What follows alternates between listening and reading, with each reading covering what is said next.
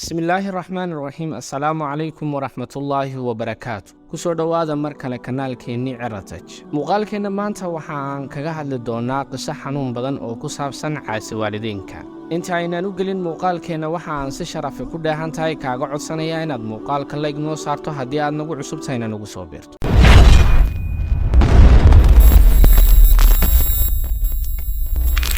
qisadani waxa ay ka hadlaysaa qofka waalid caasiga ah inuusan marna guulaysan wax horumar ahna uusan gaarin. qisaduna waxa ay ku bilaabanaysaa sidatan. waxaa hal meel ku wada noolaa hooyada ah. hooyadaasi wax ubad sheegta waxa ay ka dhashay hal wiil. waxa ay ku soo kordhisay nolol adag, waxayna la soo martay dhibaatooyin fara badan. hooyadan waxa ay wiilka ka biili jirtay goob ay la fariisan jirtay gaari gacan. hunguri calaf baa xukuma, hantina dhaqan baa shushuba, dadkana hidihiisa guud wixii lahayaa dhehiyaan, xaqiyo hanbuuxintiisa, habboonkiiyo waalidtiisa, hilbiyo ku arooridooda, siduu uga hawl yaraysto halmaa laga yeeli maayo. hawiyo tumashoy dhashay barbaar hanaqaad ku leexday, duciya habar qaada waaye, eriya heegu noqdaa, hadhaysta dhulaan oqoonne, hoygii madhan wiilashiisa, haween dumar baa ka sheegta, hablaha kacay baa u yeedha, haldhaa jecel baa u qaybsan.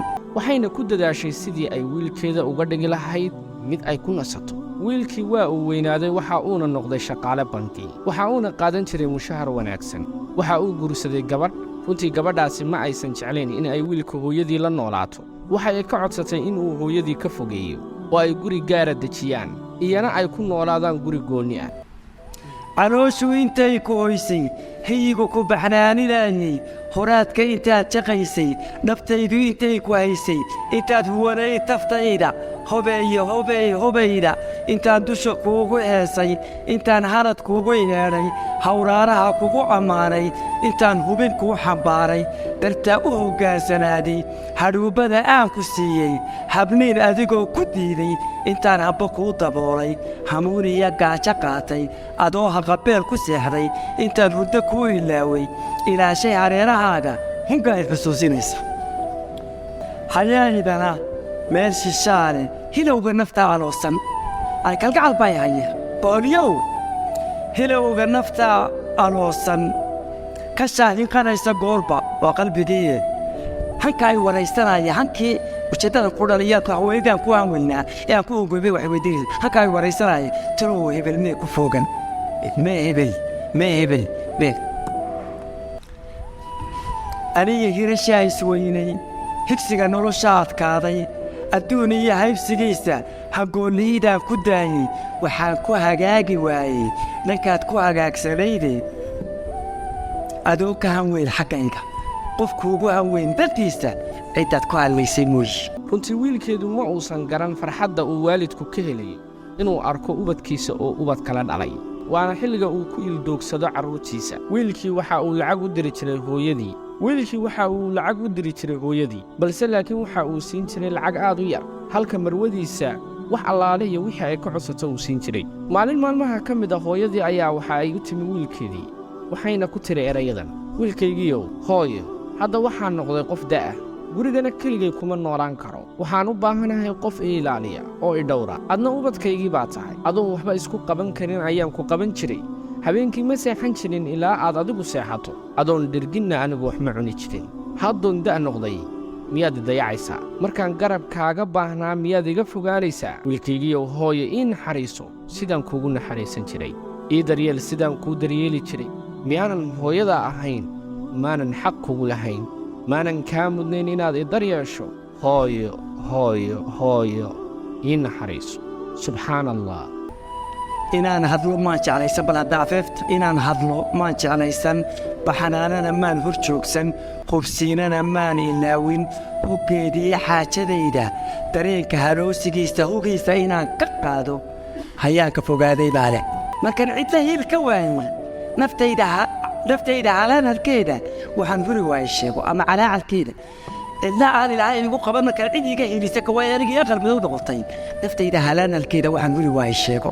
haantii luulaataay dhegayso waa cidda ku sabanqabta ama ninka jaanka ka iibinaya noqdo ama gabadha haddii ay ka dhigo xogaagiisa dee u hadhay ha noqotee.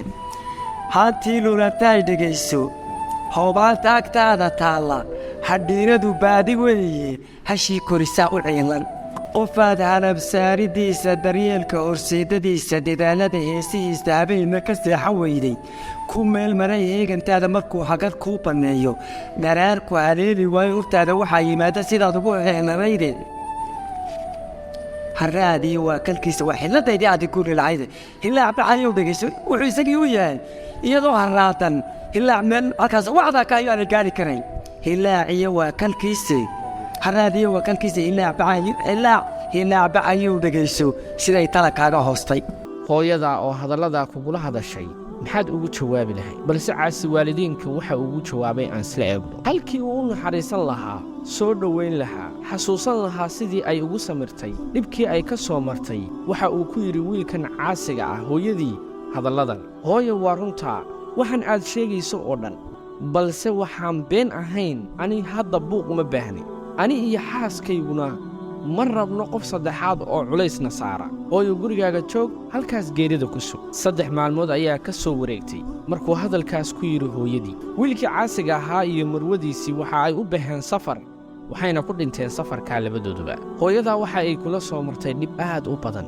adoon waxba qabsan karin ayay had iyo jeer ku ilaalin jirtay hadday xilligaas kaa tegi lahayd bal ka waran xilligan ma jiri lahayd jawaabtu waa maya hooyadaa baarri u noqo xilli walba hooyadaa baarri u noqo xilli walba waxaad xasuusnaataa markaad yarayd say ku ilaalin jirtay una ilaali sidaa iyo si ka wanaagsan allow hooyooyinkeen jannada ka waraabi aamiin aamiin aamiin qisada waxaa qoray sa'iid mahad muxamed waad ku mahadsantahay daawashada muuqaalkeenna fadlan haddii aad halkan nala soo gaadhay waxaan si sharafi ku dheehantahay kaaga codsanaynaa inaad muuqaalka layg noo saarto mahadsanid